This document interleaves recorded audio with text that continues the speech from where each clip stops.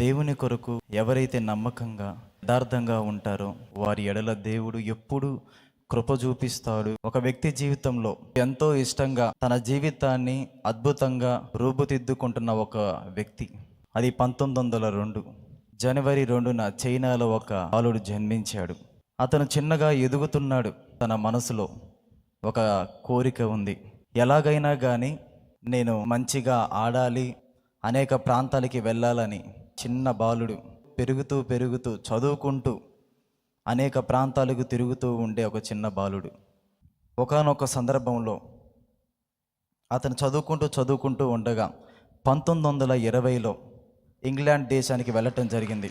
తన మనసులో ఒక కోరిక ఉంది. చిన్నతనం నుంచి తనకి ఆటలన్నా గేమ్స్ అన్నా చాలా చాలా ఇష్టం, చాలా చాలా మక్కువ. ప్రతి సందర్భంలో దేశానికి ఏదో ఒక మెడల్ తీసుకొని రావాలి, ఏదో ఒక గేమ్లో నేను ముందుకు అడుగు వేసి ముందుకు వెళ్ళాలి అని ఈ ఆటల్లో ఈ గేమ్స్లో ముందుకు అడుగు వేసి వెళ్ళి ఒక వ్యక్తి ఆ 1920లో ఇంగ్లాండ్ దేశానికి వెళ్ళాడు చదువుకోవటానికి. చదువుకుంటూ ఉంటూనే అక్కడ చిన్న చిన్న గేమ్స్ ఆడుతూ ఉండేవాడు. చిన్న గేమ్స్ ఆడుతూ ఉంటే ఆ గేమ్స్లో కూడా తను చాలా యాక్టివ్గా ఉండేవాడు, చాలా ఆరోగ్యంగా ఉండేవాడు. ప్రతి గేమ్లో పార్టిసిపేట్ చేసేవాడు. కానీ అతనికి ఒక గేమ్ అంటే చాలా చాలా ఇష్టం.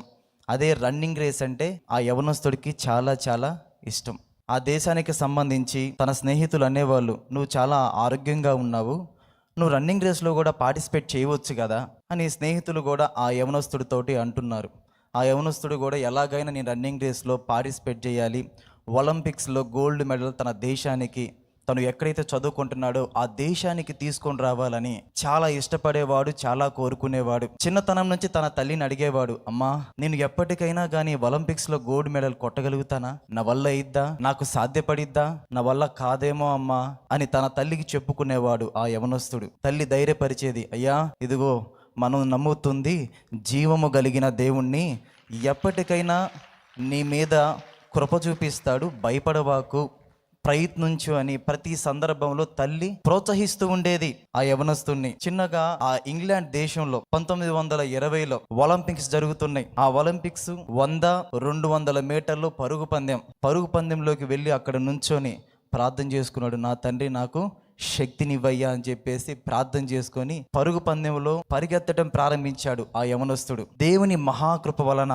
అందరికంటే అతనే ఆ 100, 200 మీటర్లో కూడా విజయాన్ని సాధించి ఆ దేశానికి గోల్డ్ మెడల్ తీసుకొని వచ్చాడు. ఆ వ్యక్తి ప్రతి పరుగు పందెంలో మంచిగా చాకచక్యంగా పరిగెత్తటం చాలా అంతా బాగానే ఉంది. ప్రతి సందర్భంలో ఎలాగైనా కానీ తన దేశానికి గోల్డ్ మెడల్ తీసుకొని రావాలని ఒక పక్క ఆశ ఉన్నా కానీ ఆ గోల్డ్ మెడల్ కన్నా, ఆ ఒలింపిక్స్ గేమ్స్ కన్నా, ఆ దేశం కన్నా కానీ తన మనసులో ఎక్కువగా దేవునికే ప్రథమ స్థానాన్ని ఇచ్చాడు ఆ వ్యక్తి, ఆ యవనస్తుడు. ఒకరోజు ఇలాగే ఉండగా 1924లో ప్యారిస్లో కూడా ఇలాగే ఒలింపిక్స్ స్టార్ట్ అయినాయి. ఈ దేశం నుంచి ఆ దేశానికి పంపబడ్డాడు ఆ యవనస్తుడు. ఆ పంపబడిన తర్వాత అక్కడ కూడా 100 మీటర్ల పరుగు పందెంలో అతను పరిగెత్తాలి. కానీ ఆశ్చర్యం ఏంటంటే ఆ 100 మీటర్లు పరిగెత్తే ఆ ఒలింపిక్స్ ఆ గేమ్ రోజు సరిగ్గా ఆదివారం వచ్చింది. ఇతనేమో చిన్నతనం నుంచి దేవునిలో భక్తిగా ఎరిగిన ఒక యవనస్తుడు. తల్లి భక్తిని నేర్పించింది. ఒక పక్కేమో దేశానికి గోల్డ్ మెడల్ తీసుకొని రావాలి, విజయాన్ని సాధించాలి అన్న ఆశ,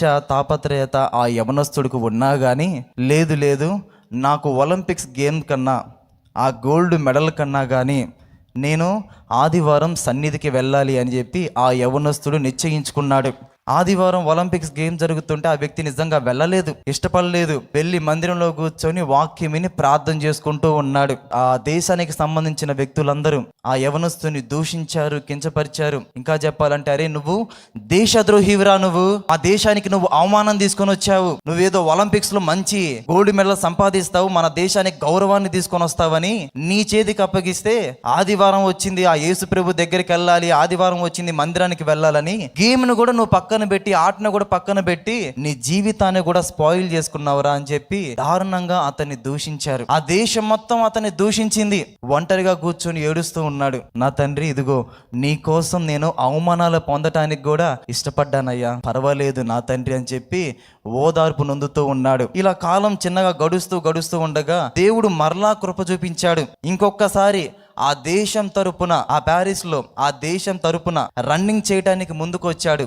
రన్నింగ్ చేయడానికి ముందుకు వస్తే ఆ దేశం కూడా సపోర్ట్ చేసింది, సరే ఈసారి పరిగెత్తయ్యా అని. కానీ ఈసారి మాత్రం 100 మీటర్లు 200 మీటర్లు కాదు, ఇంచుమించు దాదాపు 400 మీటర్లు ఆ వ్యక్తి పరిగెత్తాలి. పరుగు చూస్తే చాలా దూరం ఉంది, తన వల్ల కాదు, తనకి సాధ్యపడదు.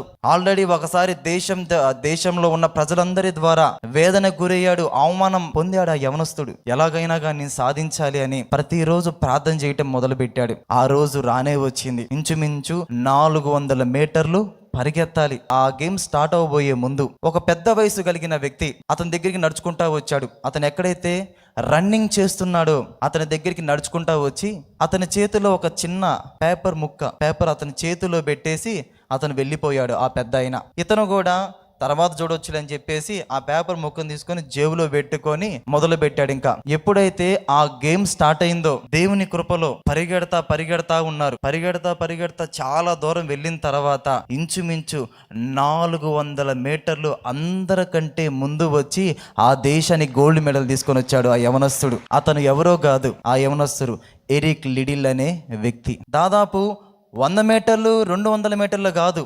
400 మీటర్లు పరిగెత్తాడు. ఒక రిపోర్టర్ అతనితో ఇలా అన్నాడు, ఏవండి మీరు మీ సామర్థ్యం మాకు తెలుసు, ఎన్నోసార్లు మేము కల్లారా చూసాము, కెమెరాలు తీసుకొని మీ వెనక్కి కూడా వచ్చాము.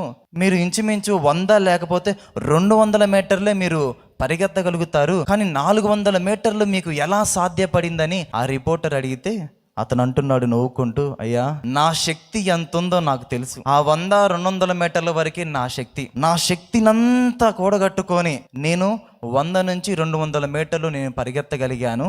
కానీ ఆ తర్వాత మిగతా 200 మీటర్లు నేను పరిగెత్తలేదు, నా దేవుడే తీసుకుని వెళ్ళాడయ్యా నన్ను. తర్వాత అతను గేమ్ అయిపోయిన తర్వాత పక్కకి వచ్చి ఆ పెద్దాయన ఎవరు వచ్చి చేతికి ఒక పేపర్ ఇచ్చాడు కదా, దాన్ని ఓపెన్ చేసి చూస్తే దాంట్లో ఒక లేఖనం ఉంది. 1 సమూయేలు 2వ అధ్యాయం 30వ వచనం. కావున యెహోవా వాక్కు ఏదనగా, నన్ను గణపరచు వారిని నేను గణపరచుదును, నన్ను గణపరచు వారిని నేను గణపరుస్తాను అని ఆ పేపర్లో రాయబడి ఉంది. అక్కడ ఆ పేపర్ ముక్క అతను ఓపెన్ చేశారు. ఎవరు? ఎరిక్ లిడిల్ అనే వ్యక్తి, ఆ పరుగు పందెంలో గోల్డ్ మెడల్ సాధించిన వ్యక్తి. ఆ పేపర్ ఓపెన్ చేసి చూస్తే 1 సమూయేలు 2వ అధ్యాయం 30వ వచనం, నన్ను గణపరచు వారిని నేను గణపరుస్తాను. అతను దేనికి ప్రాధాన్యత ఇచ్చాడు? గోల్డ్ మెడల్కి ఇచ్చాడా? లేదు. లేకపోతే ఒలింపిక్స్ గేమ్కి ఇచ్చాడా? లేదు. ఆదివారం నేను ఎలాగైనా గానీ దేవుని సన్నిధికి వెళ్ళాలి. దేవుని సన్నిధికి వెళ్ళటానికి ఆ రోజు అనేకులు నిందించారు, నీ వల్లేరా మా దేశానికి అవమానం వచ్చింది, నువ్వు చావవచ్చు కాదరా, నువ్వెందుకురా బ్రతికింది, నీ వల్ల మా దేశానికి అవమానం వచ్చింది. ఆ యేసు ప్రభు కావాలా? ఆ మందిరం కావాలా? ఏం అవసరం నీకు? మంచి 100 మీటర్లు 200 మీటర్లు గేమ్ని పోగొట్టావు కదా, మా దేశాన్ని పరువు తీసావు. కానీ ఆ దేశం మొత్తం ఒకళ్ళు ఇద్దరంటేనే గుండెల్లో వేదనగా ఉండిద్దే. దేశంలో ఉన్న ప్రతి ఒక్క వ్యక్తి కలిసి అతను దూషిస్తూ ఉంటే అతని మనసు ఎంత బాధ కలిగి ఉండిద్ది. అంత బాధలో అంత వేదనలో ఇదిగో నాకు ఎవ్వరు లేకపోయినా పర్వాలేదు, నాకు ఆయన ఉన్నాడు, నాకు ఆయన కృప ఉంది, ఆయన ఒక్కడు నన్ను ప్రేమిస్తే చాలు, ఎవరు నన్ను ప్రేమించకపోయినా నాకు అవసరం లేదు.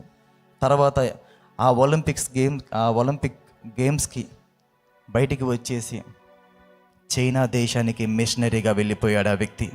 చైనా దేశానికి మిషనరీగా వెళ్ళి సమస్యలు, శోధనలు, ఇరుకులు, ఇబ్బందులు ఎదురైనా కానీ అతని జీవితాన్ని సాక్ష్యంగా చెప్పి అనేకుల్ని రక్షించుకున్నాడు ఆ వ్యక్తి. మనం గమనిస్తే మనల్ని మనం ఒక్కసారి చూసుకుంటే ఆ పనులు ఉండయని, ఈ పనులు ఉండయని, అవి ఉండయని, ఇవి ఉండయని ఎన్నోసార్లు మందిరానికి రావటం మానేసాం. ఈసారి ఆదివారం చూద్దాంలే, వెళ్ళొచ్చులే, ఈరోజు నాకు అర్జెంట్ పని ఉంది, అయ్యా అమ్మ పోయిన ఆదివారం ఎందుకు రాలేదు, పోయిన శుక్రవారం మీరు ఎందుకు రాలేదు అని అడిగితే, అన్నా అర్జెంట్ పని అన్నా, ఇంపార్టెంట్ వర్క్ అన్నా, రాలేపోయామన్నా అన్న వాళ్ళు చాలామంది ఉన్నారు. ఒక్కసారి ఈ వ్యక్తి జీవితాన్ని మీరు చూడండి. అందరూ నిందిస్తారు అని తెలిసినా, అందరూ అవమానపరుస్తారని తెలిసినా, అన్నిటికంటే నాకు నా దేవుడే గొప్పవాడు, ఆయన కోసం నేను ఏదైనా విడిచిపెట్టడానికి, తీసివేయటానికి నేను ఇష్టపడుతున్నానని అవమానాలు పొందుతూ కూడా. కానీ మీరు గమనించండి ప్రియమైన దేవుని బిడ్డలారా, 100-200 మీటర్లు కాదు, అక్కడ ఎవరిని గణపరిచారో ఆ దేశం మొత్తం యేసు ప్రభు వైపు చూసింది. ఎవరిని గణపరిచాడు? అతను దేవుణ్ణి గణపరిచాడు, మనుషుల్ని గణపరచలేదు. కాబట్టే 400 మీటర్లు అతను పరిగెత్తేలాగా చేసి దేవుడు అతన్ని గనపరిచాడు ఆ ప్రాంతంలో. కాబట్టి ప్రియమైన దేవుని బిడ్డలారా, నా దేవుడు మిమ్మల్ని గనపరచాలంటే ముందు మీరు ఆయన్ని గనపరచాలి. కానీ గనపరచడానికి బదులు చాలామంది దేవుణ్ణి అవమానపరిచే వాళ్ళే ఎక్కువ మంది ఉన్నారు. కనుక దేవుణ్ణి అవమానపరచకుండా దేవుణ్ణి గనపరిచి మనము కూడా ఘనత పొందులాగున ఏదైనా ఉంటే దేవుడు ఘనతకు అర్హుడు, మనం అవమానాలకే అర్హులం.